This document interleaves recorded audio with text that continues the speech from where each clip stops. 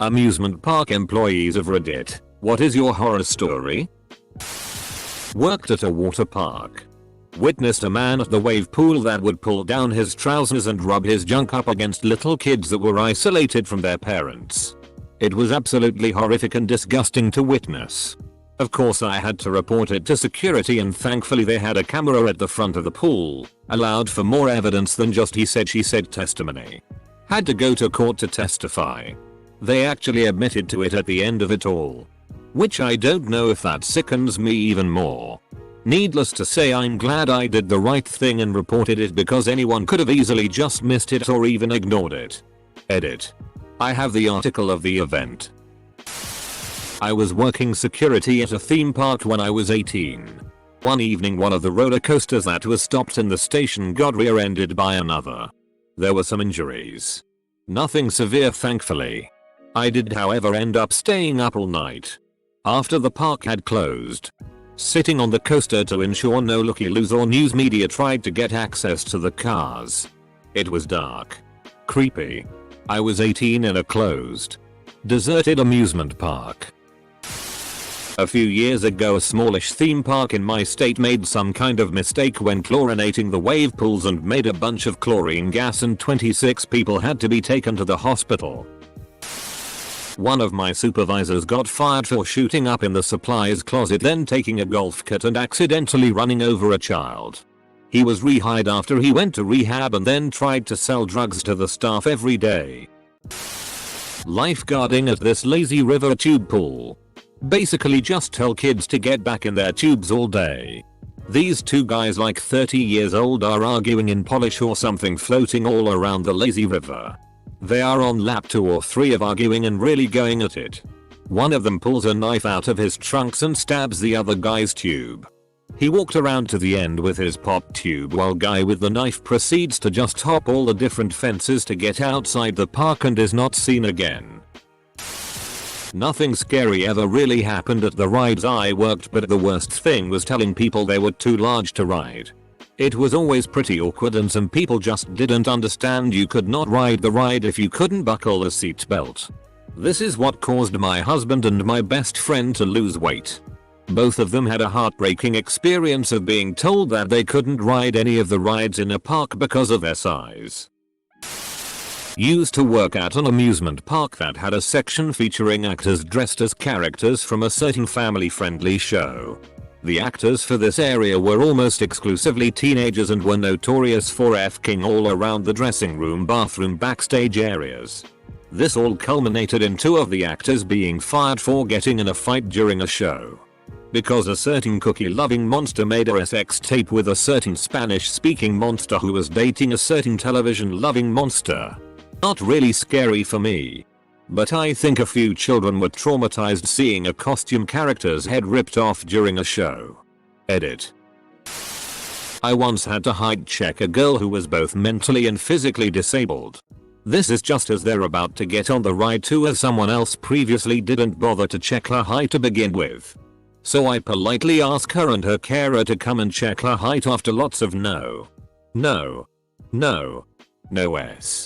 And as luck would have it, she wasn't tall enough. Of course. She didn't take it well and started screaming, saying she's going to ride no matter what. And after leaving to let the carer tell her to get out, she finally left her seat after about 10 minutes, which is an eternity in roller coaster time. I see her walking off. I mean, yeah, it sucks, but I'm just doing my job. I'm just relieved that she's finally going. But then as she's walking through the exit, she turns around and screams, "I hope you die." So that was nice. It was hilarious but still soul crushing at the same time. Also, it was my birthday. I quit not long after. Was working the first shift opening the park and doing dry runs with a roller coaster. Well, when it came back there was obvious impact on the front car. One of the groundskeepers had headphones in listening to music working through his shift. He died instantly. The following week was a nightmare and I still don't think to this day they have found all of him. A huge storm was coming. I was operating the railroad at the time.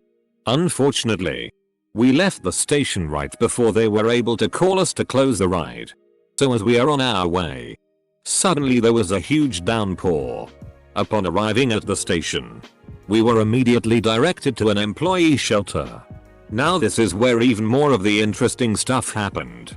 1. People were stranded at the station away from the entrance, wanting to ride back. I had specifically warned that the ride can close at any time before people boarded.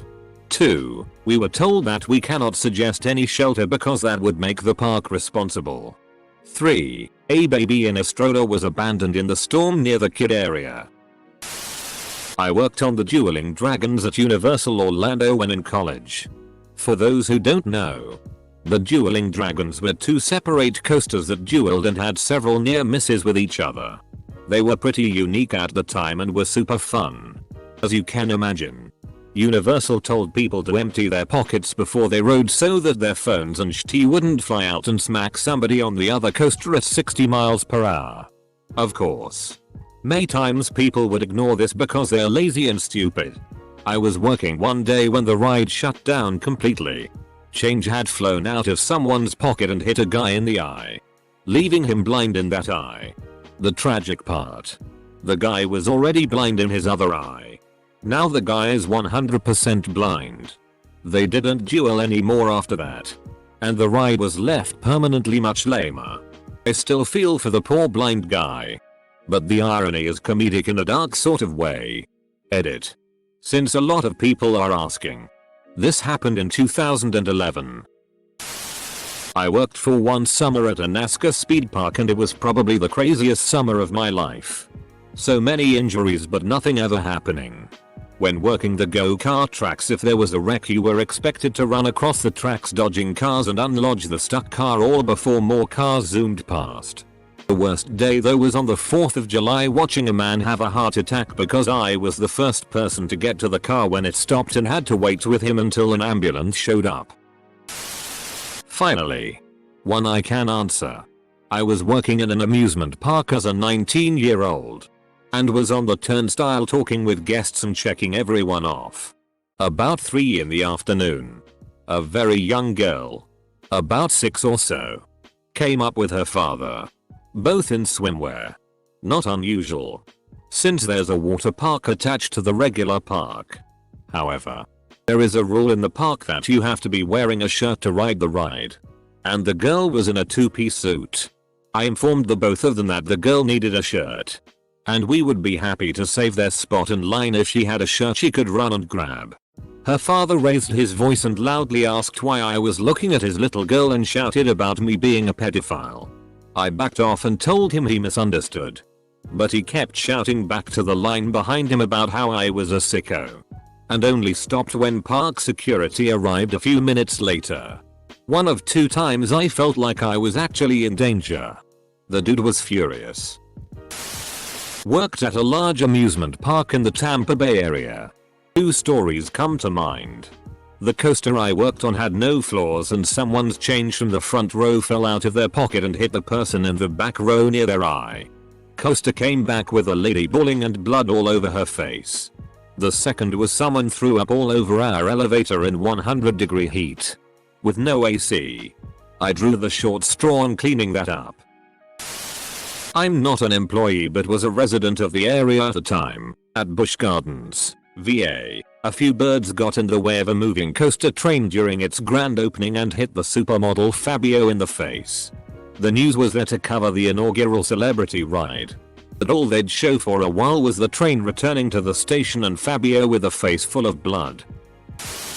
Not quite an amusement park but go-karts. Worked at an indoor go-kart place for years. One big safety rule is not to bump the carts. The track is wide enough for one cart to pass another. But the fact is they're not bumper carts and people get hurt all the time by bumping each other. Worst example I can remember. A dad and his kid started bumping mid-rack. Track guys stopped the carts to give them their first warning. Brought them back up to speed. They tried it again and had a bad crash. Head-on collision. One cart on top of the other. Not only did it damage both carts, but it damn near sliced the kid's foot off. An ambulance was called, and he got 13 stitches. We had to paint the concrete track to cover the blood stain. Always follow the rules, kiddos. I worked as an attraction CM for a Disney park, and my main ride had a height requirement. It wasn't a bad one either. If you were about 4-6 years old, you met the height. It wasn't a roller coaster, so there was no fear of the kid flying out of their seat. But because of the nature of the ride, they physically had to sit upright in their seats without assistance and no lap sitting. The amount of times I've seen people try to sneak their infants on the ride is astounding. It got to the point where I stopped trying to be nice and would straight up tell people that their babies would be seriously injured. I would have parents jokingly smack their infant's head into the height bar and tell me how they're tall enough now. Like, the ride wasn't dangerous enough to cause shaken baby death or anything like that. But it also wasn't a freaking Fantasyland ride. Edit. Been away from Reddit all day, so I didn't see how this blew up. For those asking, it was Star Tours in Anaheim. Before the update, I've seen the mechanics, and it's basically a rectangle on 4 hydraulic lifts. Typical not a worker, but when I was much younger I was walking out of Disneyland pretty late one night. They were having a lot of problems with the Rocket Rods ride at the time, and I guess were testing it at night. As we walked under a part of the track, something large flew off and smacked down hard. My dad made sure to find a few cast members and tell them, and the ride was permanently closed not long after. Year or so later I was bemoaning the fact that it was permanently closed and I never got to get on it when a mother and daughter walked up and said I was lucky I hadn't been on it. The last time they had ridden it, it had broken down. And while they were waiting, the seatbelt suddenly started tightening. They ended up having to be cut out of the car. Of all the issues I've read about the ride, the seatbelt one has never come up, though others have mentioned things coming off it before. I was at a firm in Williamsburg and we represented the Fan family. Timothy Fan was killed in 1999 after dropping out of the Shockwave ride at King's Dominion. He was really small for a 20-year-old but hit the pavement like a 500-pound man. The photographs of his body were unbelievable. The family lost because King's Dominion somehow found witnesses who stated Fan was intentionally loosening his restraints to be able to raise his hands on the coaster. I don't know if anyone is familiar, but the Shockwave is a standing coaster. For someone to want to lift their hands is absurd. And that there were actually witnesses who saw him do it is preposterous. Less than 2 weeks later, on the 2nd of September 1999, a 13-year-old boy, concerned that he was not properly fastened into his restraints, intentionally slipped out of them as the train was ascending Thelift Hill.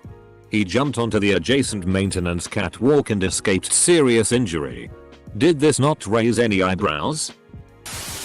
Working a high school night at a Midwestern amusement park, some dude decides to climb the large structure in the middle of the park. It resembles a tower in France. He is beyond all protected barriers and watches an elevator go up, and continues to climb. Since he at this point is already a genius, he forgets about the 6,000-pound counterweight that is careening down at him at 40 miles per hour. Dude is cut in half, and one half is pink jello. Yes. All hell breaks loose. Body covered in sheets that are billowing in the wind since they are 150 feet above ground. Then, of course, operations continued normally. Working monorails at Disney Orlando Contemporary Hotel Station. A kid, 11 or so, gets off the train with his family, has an asthma attack. It goes from bad to horrifying as the parents have no inhaler or magic medical fix. We contact Park EMR immediately, but it seems to take them forever to get up to the platform in the hotel. Kid struggles breathing. Gets worse. Starts turning an alarming purple shade. Sprays tea all over his shorts. And stays conscious and terrified looking the whole time as the parents and my co-workers look on helplessly. EMR gets there. Within 3 minutes they sort him out good as new, Sonch TTY shorts. Asthma is scary. I've had asthmatic bronchitis before where I needed a dilator inhaler. But I never struggled to breath more than a few seconds. Poor kid. It was awful. I'm sitting there operating the roller coaster and this drunk lady in line shakes a turd out her pants all nonchalantly before getting in the ride. She looked right at me while doing it and I kind of acted like I didn't see it but was too horrified to look away at the same time. When the ride started I remember her yelling let's get it and I heard that phrase over and over in a nightmare that night. I worked at an amusement park where one of our goals was to guest relate as much as possible. One day a kid told me hello after looking at my name tag. The name wasn't correct except for the first letter. I was having pretty rough day and I replied half-heartedly. Without even really thinking. Can you read? Man? Full stop. His mother then told me the kid was blind in one eye. I meant to apologize. But instead asked oh. He is? It was a girl. I work a roller coaster that has since been remodeled in a resort in California. I had a train pull into the station. A guest sitting in the middle of the train was passed out. And his friends were freaking out. I told them to leave their friend in the train. We got the ride shut down. And the guest started having a grand mal seizure. Bit his tongue. Blood spraying everywhere. His buddies told me to do something. Get him off the train. They were panicking. I told them to leave him be till the seizure passes. It's better he hits his head on the fiberglass than the concrete. And don't hold him.